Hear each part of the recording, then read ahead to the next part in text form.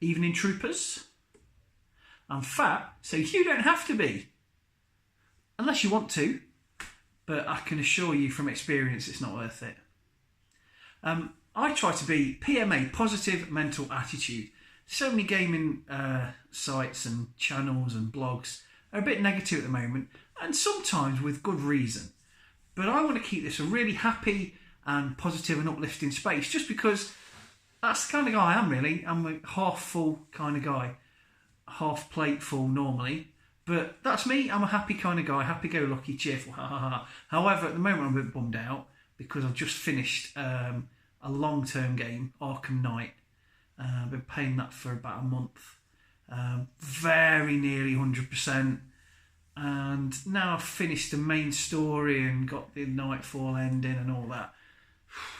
I'm a bit bummed out because it's been a big part of my life for the last 3 or 4 weeks. You know, an hour a night, 2 hours a night, whatever. I can get away from the wife to play.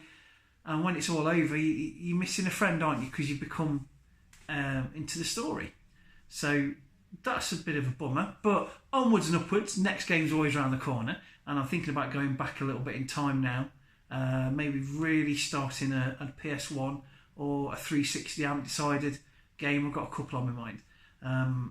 Just something to sort of cleanse my palate after the grimy realism and violence of Batman Arkham Knight. But this video tonight is a kind of it's probably going to get loads of thumbs down and hardly any views because it's something I'd like to share with you, but not to everyone's taste. And these are a couple of book recommendations that I really like. And sometimes it's nice to have someone recommend a book to you, and sometimes it's like, oh, I don't care about your books. So if you don't care about books, if you don't read, don't watch the video. But if you're really interested and you want me to recommend books that I really like, that are kind of sci-fi, fantasy, geek related, that perhaps you've not heard of, keep tuned. The first one I want to tell you about is Wool. And it's part of a trilogy, I think, Wool, Shift and Dust. Wool, Dust and Shift. Something like that. There's some talk of a Ridley Scott film being made of Wool. And I hope they do. Long story short, the Earth's been completely ravaged by something, no one quite knows. And the surviving people live in a silo, which is basically a bunker. But it's a very, very big bunker with only a single staircase down the middle. And as we learn more about their world, we discover why everything's been designed for a very specific reason. It reminds me of the vaults in Fallout quite a lot. It's by a guy called Hugh Howey. It's called Wool. And it's a thriller. It's sci-fi, it's action. And it keeps you guessing all the way through. I really recommend it. The next book I'm going to recommend, I first read when I was about 13, 14.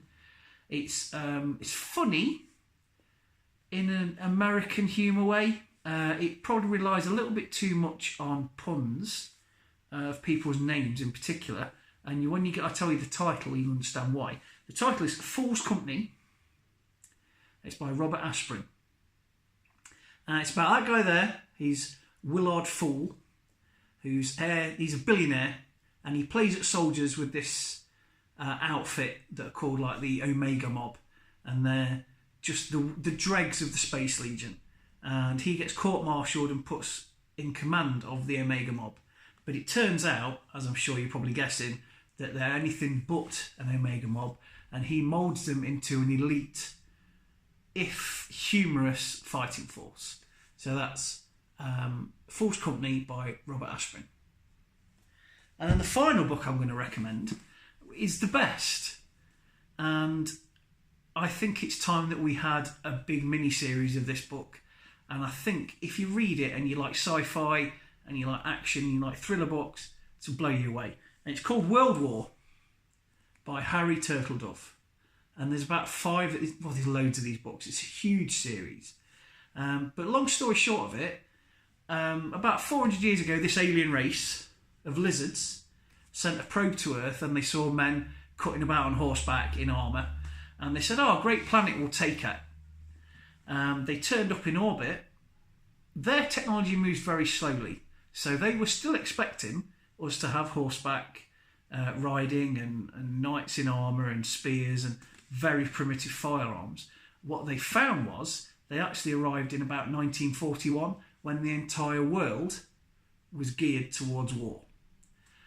So believe it or not, we actually make a bit of a game of it because their technology is only a little bit above ours right now, but with space travel. So if they'd come now, they'd probably rinse us because they use nuclear weapons and they can't stand why the humans have still got radio and communications because we don't use microchips, we use valves.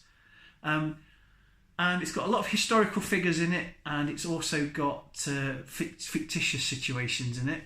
Oscar Scorzeni, the SS Colonel, who did a lot of... I don't want to give him any praise because the man was in the SS, but he did a lot of high-profile missions during World War II. Colonel Leslie Groves is in it, who was head of the Manhattan Project. And it deals with some very sensitive issues of World War II.